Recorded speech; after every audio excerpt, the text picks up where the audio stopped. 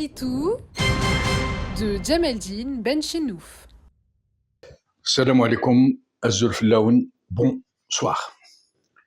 Parmi les sujets les plus brûlants en Algérie, les plus graves, les plus tragiques, et qui sont pourtant très laborieusement occultés, certains parmi eux montrent combien ce pays va mal et avec quelle redoutable habileté le pouvoir en place a-t-il réussi la gageure d'imposer le silence des cimetières, le blackout des médias, la connivence du monde interlope de la pseudo-politique.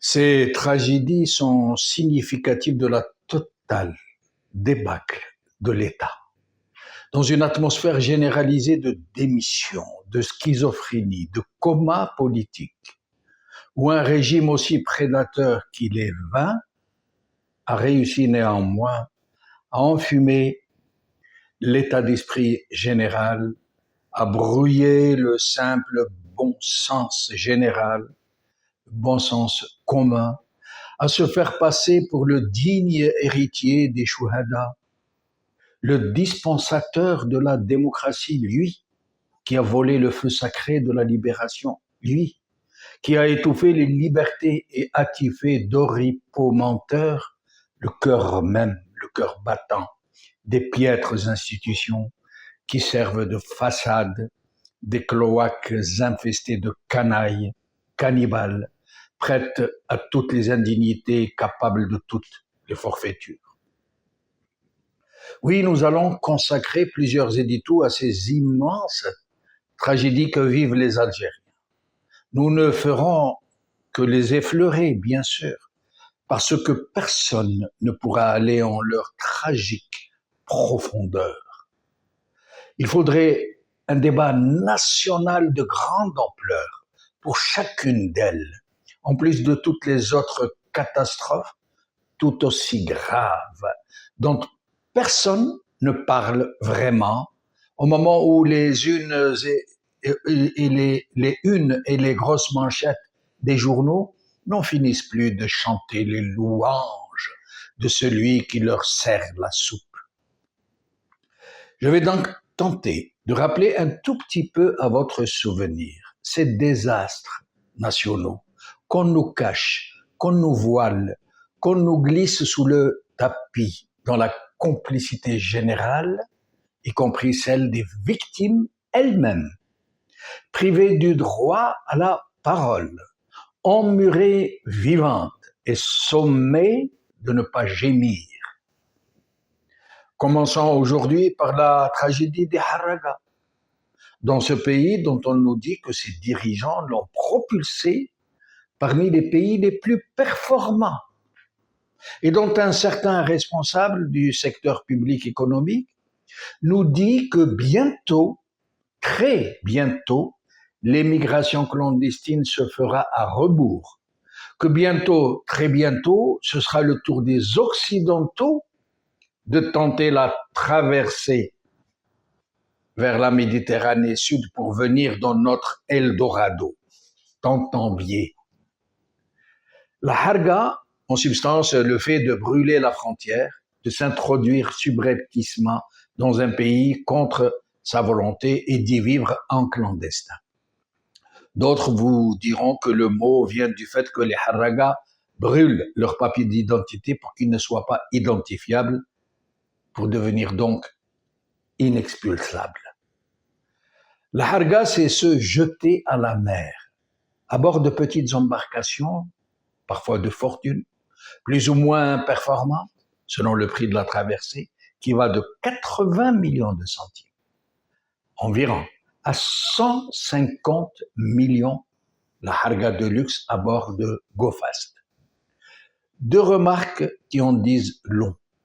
Les harragas ne sont plus seulement de jeunes gens à la recherche d'un mythique paradis. Depuis ces dernières années, il y a de tout. Des jeunes filles, des mères de famille, des pères de famille, accompagnés au nom de leurs enfants, des personnes âgées, des personnes atteintes de maladies très graves, qui ne trouvent pas une prise en charge appropriée dans leur pays. Leur nombre a explosé, des milliers par mois. Selon certains experts très sérieux et qui ont procédé à un cadrage un tant soit peu fiable, plus de 100 000 harragas auraient réussi à passer pour la seule année 2023. Des centaines d'autres, si ce n'est des milliers, on ne sait pas, auraient péri en mer au cours de la même année. D'autres formes de harga existent, dont la plus significative de l'état des lieux est celle des universitaires, qui passent pour ce qui les concerne avec un visa en bonne et due forme. Ils partent finir leurs études ou se perfectionner en Europe et en Amérique, où ils finissent presque tous par s'installer pour de bon. Pour la seule profession de médecin et pour la seule France, plus de 15 000 médecins algériens ont pu s'installer définitivement dans ce pays, en l'espace de quelques années. Arrivés en Europe, les harragas ont presque tous l'objectif de rejoindre la France, où ils retrouvent leurs frères d'infortune. Ils savent qu'ils pourront compter sur leur solidarité, sur leur expérience, sur leur connaissance du terrain, tout particulièrement pendant les premières semaines de leur arrivée où ils sont totalement dépourvus, démunis, perdus dans un pays dont ils ne savent rien. Ils vivent de petits boulots, de petits trafics, chaque jour selon sa peine, à fuir la police, à dormir au petit bonheur la chance, à manger à la fortune du pot. C'est une vie de misère. Après avoir payé tant d'argent, subi tant d'épreuves, risqué sa propre vie pour finir dans une telle impasse. Pourtant, ils préféreraient mourir sur place que de se faire expulser vers leur patrie. Certains ont menacé de se suicider, et c'est dire. Pourtant, au pays, alors que cette tragédie aurait dû provoquer une clameur publique, une révolution populaire, et au moins une levée de boucliers de toute l'intelligentsia, il ne se passe strictement rien. On n'en parle même pas.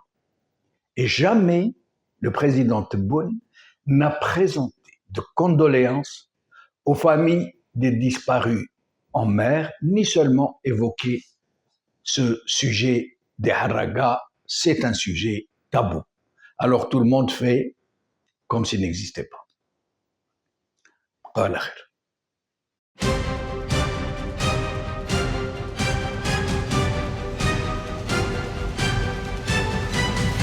L'édito de Djemeldine Benchenouf.